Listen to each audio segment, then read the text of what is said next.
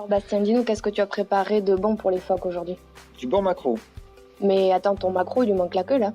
Et oui, on enlève l'arrêt dorsal et la queue tous les jours pour éviter qu'il se blesse. En fait. D'accord. Alors parle-nous un petit peu des habitudes de chacun. Alors c'est vrai que chacun a sa petite habitude. Par exemple, Titounette, la mamie du groupe, elle aime bien quand on coupe la tête des maquereaux. Elle préfère l'avaler comme ça. Charlie, alors lui, c'est toujours le premier et le dernier morceau de poisson. Il aime bien manger beaucoup plus que tout le monde. Hein. C'est le gourmand du groupe. Issar, quant à elle, il faut l'écarter un petit peu du groupe parce que sinon elle vient chipper les morceaux de poisson aux autres.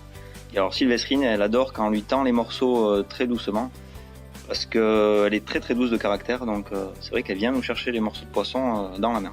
Merci Bastien. Avec plaisir.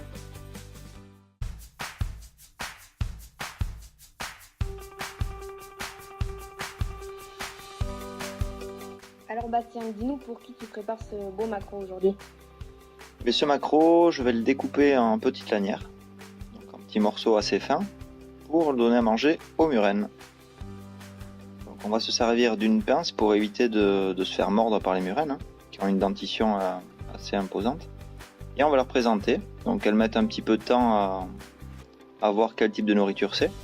Il faut savoir que ça a un odorat très développé, donc après quand elles ont compris que c'était du maquereau, elles vont se jeter dessus.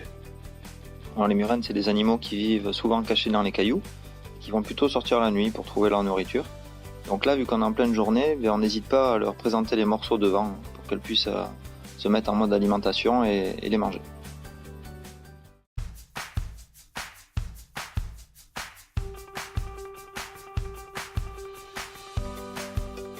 Alors Bastien, tu nous prépares des sushis pour aujourd'hui? Non, c'est pour les petites roussettes. Je suis en train de leur préparer des petites lanières de maquereau.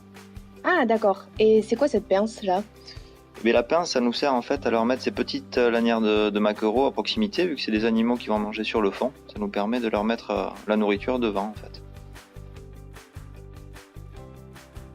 Et d'ailleurs, pour la petite histoire, ces petites roussettes, elles sont toutes nées à l'aquarium.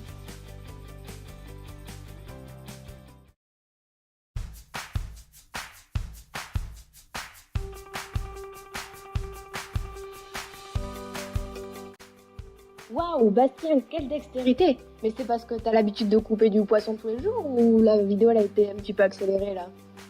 Ouais, je suis démasqué.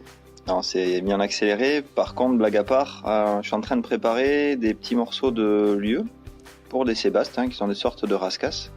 Donc l'idée, c'est de couper des morceaux assez plats pour qu'ils puissent descendre en feuilles au fond de l'aquarium et que les poissons aient le temps de le voir descendre. C'est des poissons qui vivent en grande profondeur et du coup, ils sont pas très actifs. Donc il leur faut vraiment du temps pour identifier la nourriture et pour pouvoir la consommer. Merci Bastien. Avec plaisir.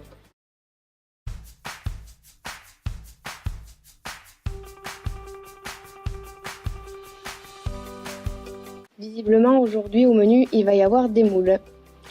Oui, alors c'est des moules décortiqués que je vais hacher tout petit, tout simplement pour donner à manger à des bécasses et des sangliers, qui sont des animaux avec une toute petite bouche, d'où l'importance d'avoir vraiment des très petits morceaux. Et donc comment vous leur donnez à manger là? Alors voilà, il faut le disperser au maximum dans l'aquarium pour que tous les animaux puissent manger à leur faim et pour éviter qu'il y ait juste quelques individus qui viennent manger, qui prennent la meilleure place et qui empêchent les autres de manger. Donc c'est important de répartir la nourriture un petit peu partout pour que tout le monde puisse manger à sa faim.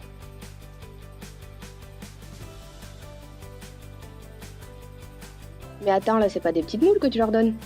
Et non, là c'est des artémias, c'est des petits crustacés et ils adorent ça.